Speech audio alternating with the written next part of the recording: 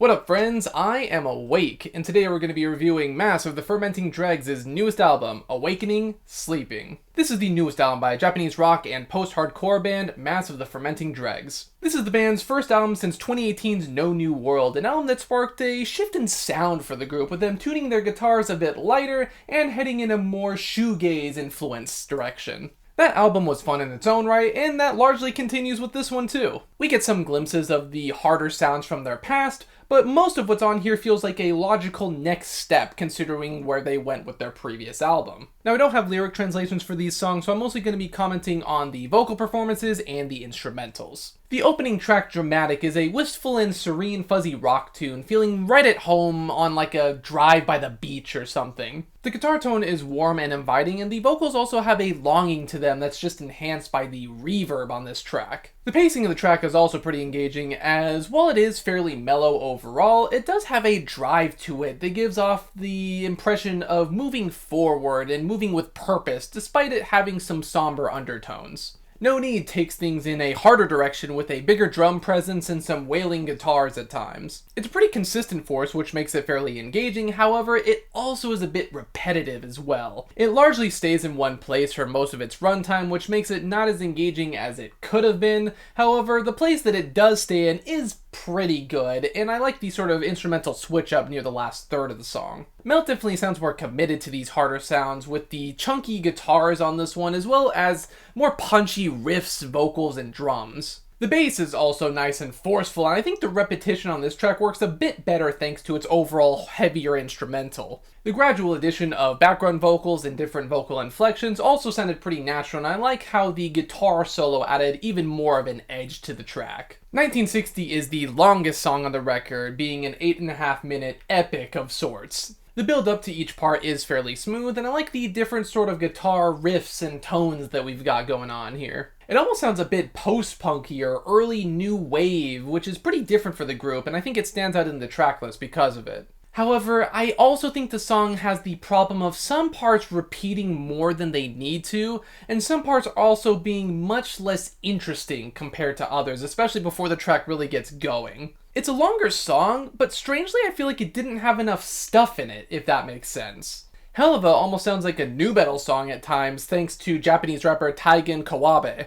I'm honestly really digging it. It might actually be one of my favorite songs on the record. Heavier riffs, engaging vocals from both artists, and a good bounce and flow in the drums, like it's a good track. It's short, but it's fun, and it uses its time well. It's a constant and chaotic force that's engaging and memorable, and I especially like the isolated guitar near the end of the song too.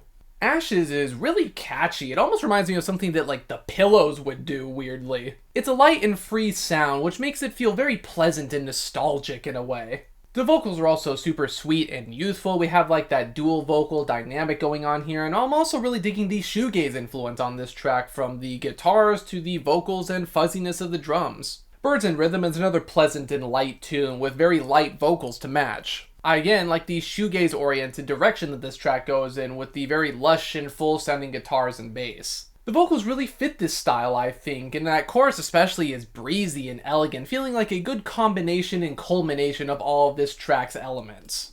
The guitar solo also has a very bright and triumphant sound without overpowering any of the other aspects of the song. It just feels very jovial and fun. The last song on the album, Just, is also pretty good, I think. It's a good combination of the lighter and heavier moments of the record. It works in a way that you wouldn't expect it to. The omnipresent riffs fill up the space well, and the lighter vocals help round off that sound. The contrast between the heavier riffs and instrumentals when no vocals are present to the lighter riffs and instrumentals when the vocals come in is pretty interesting. It's a cool contrast, cool dynamic, and it also helps the song from being stale, really. It keeps it unpredictable. This one in particular really does feel like a good mesh of their older and modern sounds. Overall, the record's pretty good. It's not as punchy as their older, harder material, however, I do think it has its own identity, and it does kind of combine their harder sound with their lighter sound in some interesting ways. I will say though that despite this, the album definitely feels safe. There's no weird sounds here, they don't get too heavy, they don't get too poppy, it's just middle of the road all the way through, it feels like. It's a pleasant sound, don't get me wrong, but it also doesn't really show much commitment.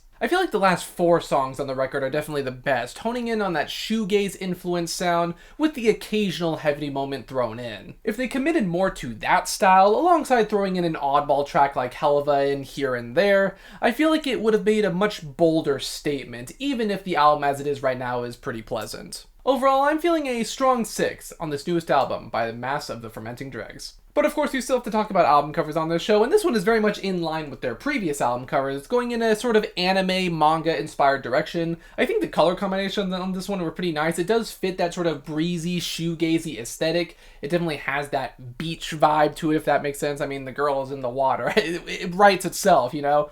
But yeah, I think the color combinations are pretty good. Overall aesthetic definitely matches the sound. It's definitely one of those ones where, like, it's a Japanese rock album, you know, this is kind of their aesthetic, so I don't know if it would fit anything else, but for them, I think it works. But of course, those are just my thoughts on this newest album by Mass of the Fermenting Dregs. What did you guys think? Do you think this is just as engaging as their previous work? Are you liking this new direction that they're going in? Or are you kind of missing the heavier riffs of their earlier material? Let me know. Be sure to like, comment, subscribe, ring the bell if you are not asleep, and until the next one, farewell.